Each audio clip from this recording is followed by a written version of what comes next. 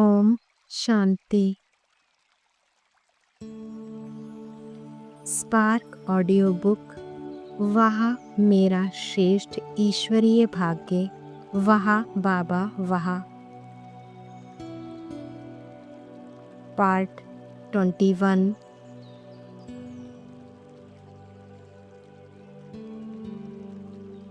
आज स्नेह के सागर चारों ओर के स्नेही बच्चों को देख रहे हैं। बाप का भी बच्चों से दिल का अविनाशी स्नेह है और बच्चों का भी दिलाराम बाप से दिल का स्नेह है।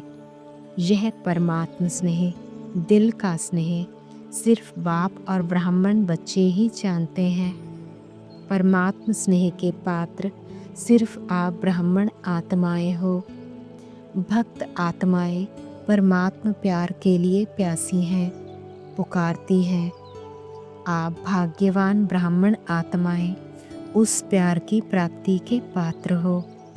बाप दादा जानते हैं कि बच्चों का विशेष प्यार क्यों है, क्योंकि इस समय ही सर्व खजानों के मालिक द्वारा सर्व खजाने प्राप्त होते हैं।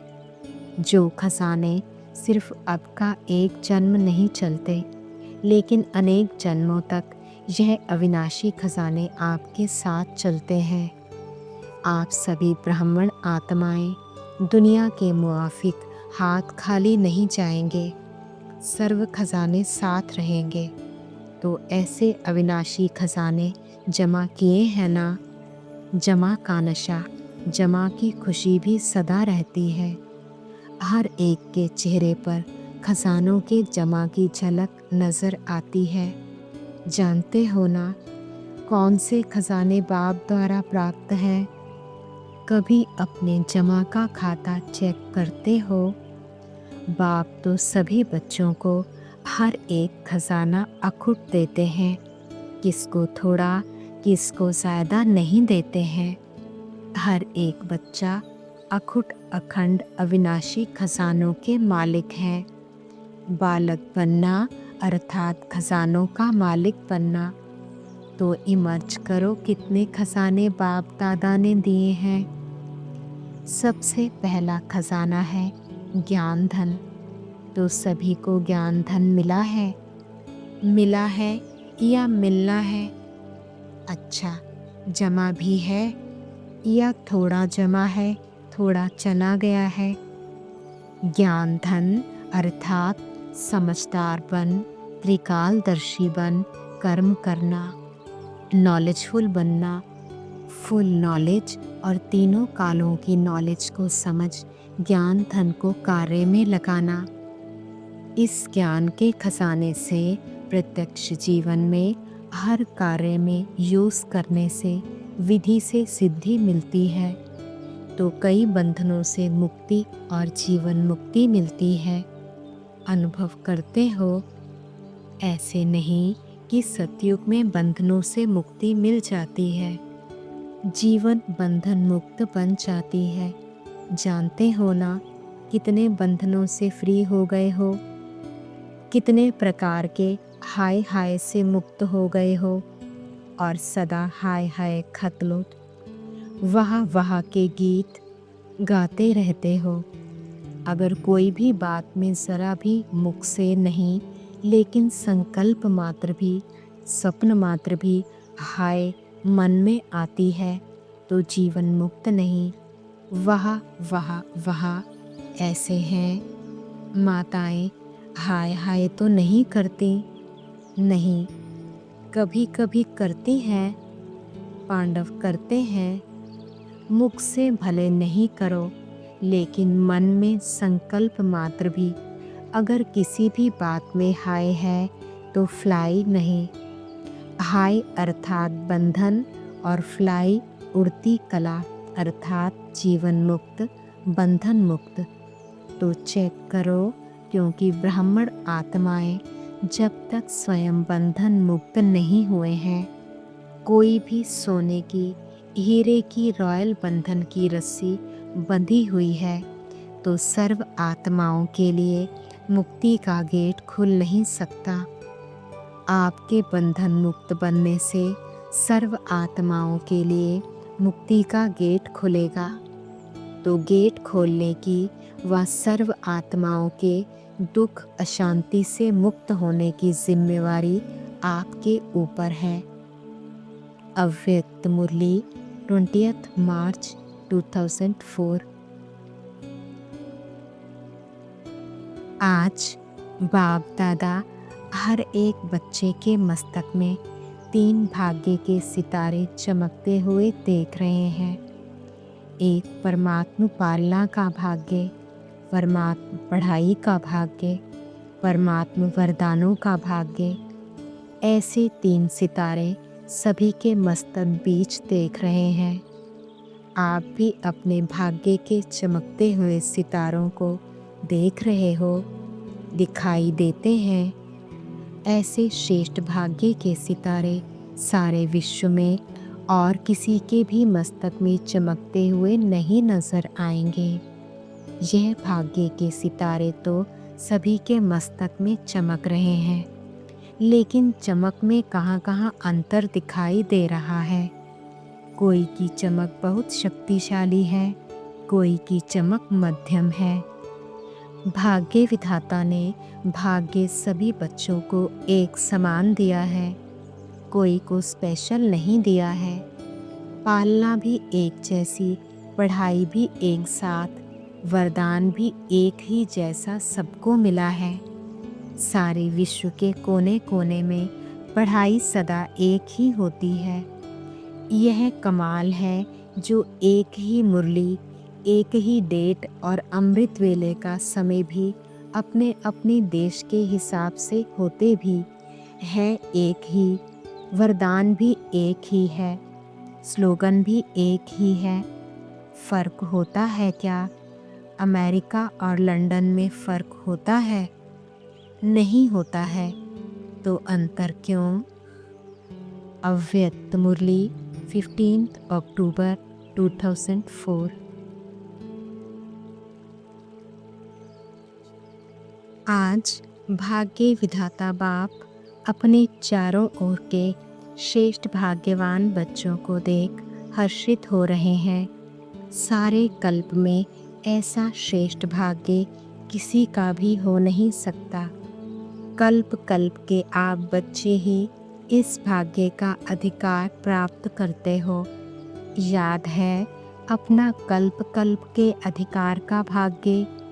यह भाग्य सर्वश्रेष्ठ भाग्य क्यों है? क्योंकि स्वयं भाग्य विधाता ने इस श्रेष्ठ भाग्य का दिव्य जन्म आप बच्चों को दिया है, जिसका जन्म ही भाग्य विधाता द्वारा है। उससे श्रेष्ठ भाग्य और हो ही नहीं सकता। अपने भाग्य का नशा स्मृति में रहता है। अपने भाग्य की लिस्ट निकालो तो कितनी बड़ी लिस्ट है। अप्राप्त कोई वस्तु नहीं। आप ब्राह्मणों के भाग्यवान जीवन में सबके मन में अपने भाग्य की लिस्ट स्मृति में आ गई। स्मृति में लाओ। आ गई स्मृति में। दिल क्या गीत गाती, वह भाग्य विधाता और वह मेरा भाग्य। इस श्रेष्ठ भाग्य की विशेषता यही है। एक भगवान द्वारा 3 संबंध की प्राप्ति है। एक द्वारा एक में 3 संबंध, जो जीवन में विशेष संबंध गाए हुए हैं। बाप, शिक्षक, सतगुरु। किसी को भी एक द्वारा 3 विशेष संबंध और प्राप्ति नहीं है। आप फलक से कहते हो हमारा बाप भी है, शिक्षक भी है, तो सतगुरु भी है। बाप द्वारा सर्व खजानों की खान प्राप्त है। खजानों की लिस्ट भी स्मृति में आ गई। स्मृति में लाओ क्या क्या खजाना बाप द्वारा मिल गया है या मिलना है। क्या कहेंगे? बालक सो मालिक है ही। शिक्षक द्वारा शिक्षा से श्रेष्ठ पद की प्राप्ति हो गई। वैसे भी देखा जाए दुनिया में भी सबसे श्रेष्ठ पद राज्य पद गाया जाता है, तो आप तो डबल राजे बन गए हो। वर्तमान स्वराज्य अधिकारी और भविष्य में अनेक जन्म राज्य पद अधिकारी। पढ़ाई एक जन्म की, वह भी छोटा सा जन्म, और पद की प्राप्ति अनेक जन्म, और राज्य भी अखंड अटल निर्विघ्न राज्य। अभी भी स्वराज्य अधिकारी बेफिक्र बादशाह हो, है बेफिक्र बादशाह बने हो। जो बेफिक्र है वह हाथ उठाओ। बेफिक्र थोड़ा भी फिक्र नहीं है। देखना, जब कोई पपेट शो सामने आता है फिर फिक्र होता है। माया का पपेट शो सामने आता है या नहीं, फिर थोड़ा थोड़ा फिक्र होता है? नहीं होता। थोड़ी चिंता चिंतन चलता है या नहीं चलता है? वैसे श्रेष्ठ भाग्य अभी से बेफिक्र बादशाह बनाता है। यह थोड़ी बहुत जो बातें आती हैं वह और ही आगे के लिए अनुभवी परिपक्व बनाने वाली हैं। अव्यक्त मुरली 30 नवंबर 2004। आज ग्रेट ग्रेट ग्रैंडफादर अपने चारों ओर के कोटों में कोई और कोई में भी कोई बच्चों के भाग्य को देख हर्षित हो रहे हैं। इतना विशेष भाग्य और कोई को भी मिल नहीं सकता। हर एक बच्चे की विशेषता को देख हर्षित होते हैं। जिन बच्चों ने बाप दादा से दिल से संबंध जोड़ा, उन हर एक बच्चों में कोई ना कोई विशेषता ज़रूर है। सबसे पहली विशेषता, साधारण रूप में आए हुए बाप को पहचान मेरा बाबा मान लिया। यह पहचान सबसे बड़ी विशेषता है। दिल से माना मेरा बाबा, बाप ने माना मेरा बच्चा। जो बड़े बड़े फिलोसोफर, साइंसदान, धर्मात्मा नहीं पहचान सके, वह साधारण बच्चों ने पहचान अपना अधिकार ले लिया। कोई भी आकर इस सभा के बच्चों को देखे तो समझ नहीं सकेंगे कि इन भोली भोली माताओं ने, इन साधारण बच्चों ने इतने बड़े बाप को पहचान लिया। तो यह विशेषता पहचानना, बाप को पहचान अपना बनाना, यह आँख कोटों में कोई बच्चों का भाग्य है। सभी बच्चों ने जो भी सम्मुख बैठे हैं वह दूर बैठे सम्मुख अनुभव कर रहे हैं। तो सभी बच्चों ने दिल से पहचान लिया है। पहचान लिया है कि पहचान रहे हैं। जिसने पहचान लिया है वह हाथ उठाओ। सभी ने हाथ उठाया। पहचान लिया। अच्छा, तो बाप दादा पहचानने की विशेषता की हर एक बच्चे को मुबारक दे रहे हैं। वहाँ भाग्यवान बच्चे वहाँ पहचानने का तीसरा नेत्र प्राप्त कर लिया। बच्चों के दिल का गीत बाप दादा सुनते रहते हैं। कौन सा गीत? पाना था वो पा लिया। बाप भी कहते को लाडले बच्चे, जो बाप से लेना था वो ले लिया। हर एक बच्चा अनेक रूहानी खजानों के बालक सो मालिक बन गए। अव्यक्त मुरली 3 फरवरी 2005। आज भाग्य विधाता बाप दादा अपने सर्व बच्चों के मस्तक बीच भाग्य की रेखाएं देख रहे हैं। हर एक बच्चे के मस्तक में चमकते हुए दिव्य सितारे की रेखा दिखाई दे रही है। हर एक के नयनों में स्नेह और शक्ति की रेखा देख रहे हैं। मुख में श्रेष्ठ मधुर वाणी की रेखा देख रहे हैं। होठों पर मुस्कान की रेखा चमक रही है। दिल में दिलाराम के स्नेह में लवलीन की रेखा देख रहे हैं। पाँव में हर कदम में पदम की रेखा देख रहे हैं। ऐसा श्रेष्ठ भाग्य सारे कल्प में किसी का नहीं होता, जो आप बच्चों को इस संगम युग में भाग्य प्राप्त हुआ है, ऐसा अपना भाग्य अनुभव करते हो। इतने श्रेष्ठ भाग्य का रूहानी नशा अनुभव करते हो। दिल में स्वतः गीत बजता है, वह मेरा भाग्य। यह संगम युग का भाग्य अविनाशी हो जाता। क्यों? अविनाशी बाप द्वारा अविनाशी भाग्य प्राप्त हुआ है, लेकिन प्राप्त इस संगम पर ही होता है। इस संगम युग पर ही अनुभूति करते हो। यह विशेष संगम युग की प्राप्ति अति श्रेष्ठ है। तो ऐसे श्रेष्ठ भाग्य का अनुभव सदा इमर्ज रहता है या कभी मर्ज कभी इमर्ज रहता है। और पुरुषार्थ क्या किया? इतने बड़े भाग्य की प्राप्ति के लिए पुरुषार्थ कितना सहज हुआ। सिर्फ दिल से जाना, माना और अपना बनाया मेरा बाबा। दिल से पहचाना मैं बाबा का, बाबा मेरा। मेरा मानना और अधिकारी बन गया। अधिकार भी कितना बड़ा है। सोचो, कोई पूछे क्या क्या मिला है तो क्या कहेंगे? जो पाना था वो पा लिया। अप्राप्त नहीं कोई वस्तु परमात्मा खजाने में। ऐसे प्राप्ति स्वरूप का अनुभव कर लिया व कर रहे हैं। भविष्य की बात अलग है। इस संगम युग का ही प्राप्ति स्वरूप का अनुभव है। अगर संगम युग पर अनुभव नहीं किया तो भविष्य में भी नहीं हो सकता। क्यों? भविष्य प्रारब्ध है, लेकिन प्रारब्ध इस पुरुषार्थ के श्रेष्ठ कर्म से बनती है।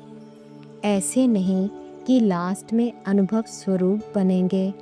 संगम युग के बहुत काल का यह अनुभव है। जीवन मुक्त का विशेष अनुभव अब का है। बेफिक्र बादशाह बनने का अनुभव अब है। तो सभी बेफिक्र बादशाह हो कि फिक्र है? जो बेफिक्र बादशाह बने हैं वह हाथ उठाओ। बन गए हैं कि बन रहे हैं? बन गए हैं ना? क्या फिक्र है? जब दाता के बच्चे बन गए तो फिक्र क्या रह गया? मेरा बाबा माना और फिक्र की अनेक टोकरियों का बोझ उतर गया। बोझ है क्या? प्रकृति का खेल भी देखते हो, माया का खेल भी देखते हो, लेकिन बेफिक्र बादशाह होकर, साक्षी होकर खेल देखते हो। दुनिया वाले तो डरते हैं, पता नहीं क्या होगा। आपको डर है? डरते हो? निश्चय और निश्चिंत है, जो होगा वह अच्छे ते अच्छा होगा। क्यों? त्रिकालदर्शी बन हर दृश्य को देखते हो। आज क्या है, कल क्या होने वाला है, इसको अच्छी तरह से जान गए हो। नॉलेजफुल हो ना? संगम के बाद क्या होना है, आग सबके आगे स्पष्ट है ना? नवयुग आना ही है। दुनिया वाले कहेंगे आएगा।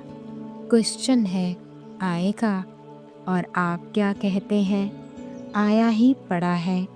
इसलिए क्या होगा क्वेश्चन नहीं है। पता है स्वर्ण युग आना ही है। रात के बाद अब संगम प्रभात है, अमृत वेला है। अमृत वेले के बाद दिन आना ही है। निश्चय जिसको भी होगा वह निश्चिंत, कोई चिंता नहीं होगी, बेफिक्र। विश्व रचना द्वारा रचना की स्पष्ट नॉलेज मिल गई है। अव्यक्त मुरली 20 फरवरी 2005। आज विशेष शिव बाप अपने सालिग्राम बच्चों का बर्थडे मनाने आए हैं। आप बच्चे बाप का जन्मदिन मनाने आए हो और बाप दादा बच्चों का बर्थडे मनाने आए हैं, क्योंकि बाप का बच्चों से बहुत प्यार है। बाप अवतरित होते ही यज्ञ रचते हैं और यज्ञ में ब्राह्मणों के बिना यज्ञ संपन्न नहीं होता है। इसलिए यह बर्थडे अलौकिक है, न्यारा और प्यारा है। ऐसा बर्थडे जो बाप और बच्चों का इकट्ठा हो, यह सारे कल्प में ना हुआ है, ना कभी हो सकता है। बाप है निराकार। एक तरफ निराकार है, दूसरे तरफ जन्म मनाते हैं। एक ही शिव बाप है जिसको अपना शरीर नहीं होता, इसलिए ब्रह्मा बाप के तन में अवतरित होते हैं। यह अवतरित होना ही जयंती के रूप में मनाते हैं। तो आप सभी बाप का जन्मदिन मनाने आए हो व अपना मनाने आए हो, मुबारक देने आए हो व मुबारक लेने आए हो। यह साथ साथ का वायदा बच्चों से बाप का है। अभी भी संगम पर कंबाइंड साथ है, अवतरण भी साथ है, परिवर्तन करने का कार्य भी साथ है और घर परमधाम में चलने में भी साथ साथ हैं। यह है बाप और बच्चों के प्यार का स्वरूप। अव्यक्त मुरली 7 मार्च 2005। आज बाप दादा अपने चारों ओर के होली हंस बच्चों से होली मनाने के लिए आए हैं।